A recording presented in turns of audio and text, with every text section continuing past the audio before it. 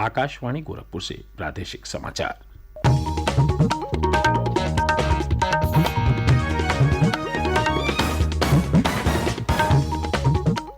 नमस्कार। समाचार बुलेटिन के साथ मैं वेद प्रकाश पाठक। पहले मुख्य समाचार। प्रधानमंत्री नरेंद्र मोदी ने कहा, 100 करोड़ कोविड टीके लगाने की उपलब्धि से देश की ताकत का पता चलता है। उन्होंने लोगों से त्योहारों पर सतर्कता बरतने की अपील की। प्रधानमंत्री सोमवार को प्रदेश के एक दिवसीय दौरे पर आएंगे। सिद्धार्थनगर से राज्य के 9 मेडिकल कॉलेज का करेंगे लोकार्पण।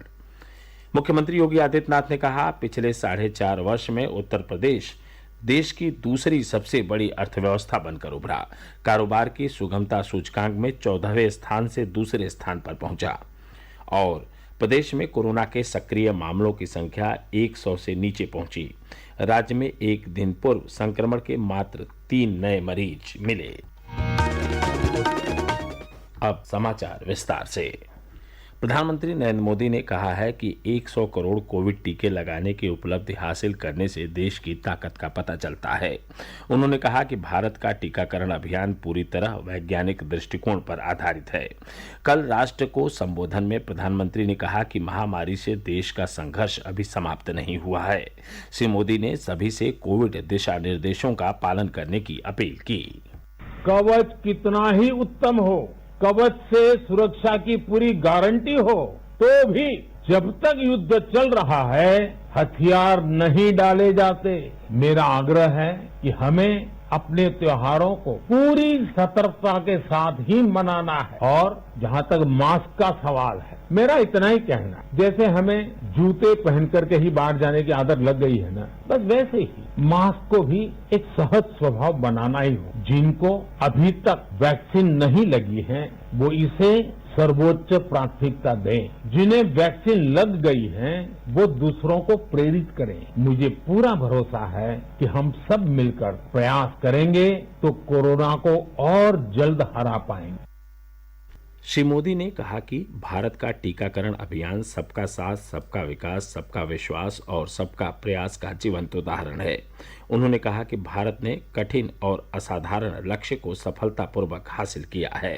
हमारे लिए लोकतंत्र का मतलब है सबका साथ। सबको साथ लेकर देश ने सबको वैक्सीन, मुफ्त वैक्सीन का अभियान शुरू किया। गरीब, अमीर, गांव, शहर, दूर सुदूर देश का एक ही मंत्र रहा कि अगर बीमारी भेदभाव नहीं करती तो वैक्सीन में भी भेदभाव नहीं हो सकता।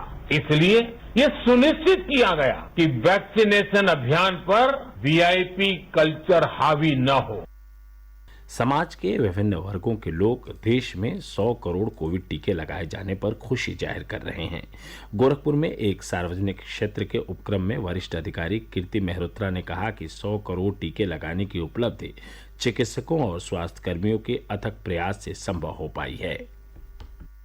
मुझे बहुत गर्व है कि हमारे देश ने एक बहुत बड़ा माइलस्टोन अचीव किया है। 100 करोड़ टीके लगना इतनी बड़ी आबादी वाले देश के लिए एक बहुत ही चुनौती वाला काम है जो हमारे देश ने कर लिया है। इसमें जो हमारे डॉक्टर्स हैं, नर्सेज हैं, जो कोरोना वॉरियर्स हैं, सबका बहुत बड़ा योगदान रहा है। मेरे परिवार में और मेरे जानने वालों में सभी ने लगवाया है टीका और किसी को कोई दिक्कत नहीं है। तो मेरी अपील यही रहेगी आप लोगों से कि सभी लोग कोविड का टीका लगवाएं ताकि इस खतरनाक बीमारी से बचा जा सके। मैं माननीय प्रधानमंत्री जी मोदी जी को बहुत बहुत धन्यवाद देती हूँ कि उनने एक असंभव से कार्य को पूर्ण किया और मैं हमारे माननीय चीफ मिनिस्टर योगी जी की भी बहुत प्रशंसा करती हूँ और बहुत बहुत धन्यवाद देती हूँ कि इस काम में उन्होंने हमारे प्रदेश को आगे बढ़ाया। उत्तर प्रदेश कोविड टीकाकरण में देश में पहले स्थान पर है। अब तक 64% से अधिक पात्र लोगों को पहला टीका लगाया जा चुका है, जबकि 19% से अधिक लोगों ने टीके की दोनों डोज लगवा ली है। राज्य में अब तक 12 करोड़ 42 लाख से अधिक टीके लगाए जा चुके हैं। प्रधानमंत्री नरेंद्र मोदी आगामी सोमवार को प्रदेश के एक दिवसीय दौरे पर आएंगे। श्री मोदी सिद्धार्थनगर से राज्य के नवनिर्मित 9 मेडिकल कॉलेज का लोकार्पण करेंगे। प्रधानमंत्री यहां एक जनसभा को भी संबोधित करेंगे। इसके अलावा प्रधानमंत्री अपने निर्वाचन क्षेत्र वाराणसी भी जाएंगे और वहां कई विकास परियोजनाओं का लोकार्पण और शिलान्यास करेंगे। प्रधानमंत्री नरेंद्र मोदी कल आकाशवाणी से मन की बात कार्यक्रम में अपने विचार साझा करेंगे। यह इस मासिक रेडियो कार्यक्रम की 82वीं कड़ी होगी। इसका प्रसारण आकाशवाणी और दूरदर्शन के सभी चैनलों पर किया जाएगा। ये समाचार आप आकाशवाणी गोरखपुर से सुन रहे हैं। यह समाचार बुलेटिन हमारे YouTube channel AIR news Gorakhpur और ट्विटर हैंडल AIR न्यूज़_GKP पर भी उपलब्ध है। मुख्यमंत्री योगी आदित्यनाथ ने कहा है कि प्रदेश में सरकारी पदों पर नियुक्तियां पूरी पारदर्शिता और निष्पक्षता के साथ की जा रही हैं। उन्होंने कहा कि नव चयनित युवा राज्य के विकास में अपना पूरा योगदान दे रहे हैं। इसके परिणाम स्वरूप आज उत्तर प्रदेश देश की दूसरी सबसे बड़ी अर्थव्यवस्था बनकर उभरा है। उन्होंने कहा कि पिछले 4.5 वर्षों में सरकार ने राज्य में कारोबार को आसान बनाने के लिए कई आवश्यक कदम उठाए हैं। उन्होंने कहा कि आज उत्तर प्रदेश कारोबार की सुगमता सूचकांक में 14वें स्थान से दूसरे स्थान पर पहुंच गया है। मुख्यमंत्री कल लखनऊ में एक कार्यक्रम में उत्तर प्रदेश राज्य लोक सेवा आयोग द्वारा कृषि विभाग में नवचयनित 1863 प्राविधिक सहायकों को नियुक्ति पत्र वितरित कर रहे थे। मुख्यमंत्री ने कहा कि पिछले 4.5 साल में 4.5 लाख युवाओं को नौकरियां दी गई हैं। उन्होंने कहा कि 4.5 साल पहले प्रदेश हर क्षेत्र में पिछड़ा हुआ था, लेकिन आज हम हर क्षेत्र में आगे हैं। उन्होंने कहा कि स्वच्छ भारत योजना, जल जीवन मिशन, सौभाग्य योजना, किसान सम्मान निधि सहित अन्य योजनाओं में उत्तर प्रदेश देश में पहले स्थान पर है। प्रदेश में धान खरीद की प्रक्रिया शुरू हो गई है और अब तक 2,972 मीट्रिक टन धान की खरीद की जा चुकी है, जिसके बदले किसानों को 575 करोड़ रुपए का भुगतान किया गया है। मुख्यमंत्री ने धान खरीद की समीक्षा करते हुए कहा कि सभी धान क्रय केंद्रों पर व्यवस्था सुचारू बनी रहे और जिलाधिकारी स्वयं खरीद केंद्रों का निरीक्षण करें। उन्होंने कहा कि धान सूखा न होने की बात कहकर किसी भी किसान को परेशान न किया जाए। प्रदेश में गन्ना किसानों के ऑनलाइन घोषणा पत्र भरने की अंतिम तिथि को 30 अक्टूबर तक बढ़ा दिया गया है। गन्ना एवं चीनी आयुक्त संजय R भूसरेड्डी ने सभी किसानों से पेराई सत्र 2021-22 के लिए 30 अक्टूबर तक घोषणा पत्र भरने की अपील की है। उन्होंने कहा कि अंतिम तिथि तक घोषणा पत्र नहीं भरने वाले गन्ना किसानों का सट्टा संचालित नहीं हो सकेगा। किसान वेबसाइट inquiry.kenup.in पर जाकर ऑनलाइन घोषणा पत्र भर सकते हैं। प्रदेश में कोरोना संक्रमण के सक्रिय मामलों की संख्या 100 से नीचे आ गई है। राज्य में इस समय 85 कोविड मरीज हैं, जिनमें से 72 लोगों का इलाज उनके घरों पर चल रहा है। प्रदेश में एक दिन पूर्व कोरोना संक्रमण के मात्र 3 मरीज मिले, जबकि इस दौरान 23 रोगी स्वस्थ हुए। प्रदेश में कोविड नमूनों की जांच लगातार जारी है। एक दिन पूर्व 1,78,000 नमूनों की जांच की गई। अब तक 8 करोड़ 21 लाख से अधिक नमूनों की जांच की जा चुकी है।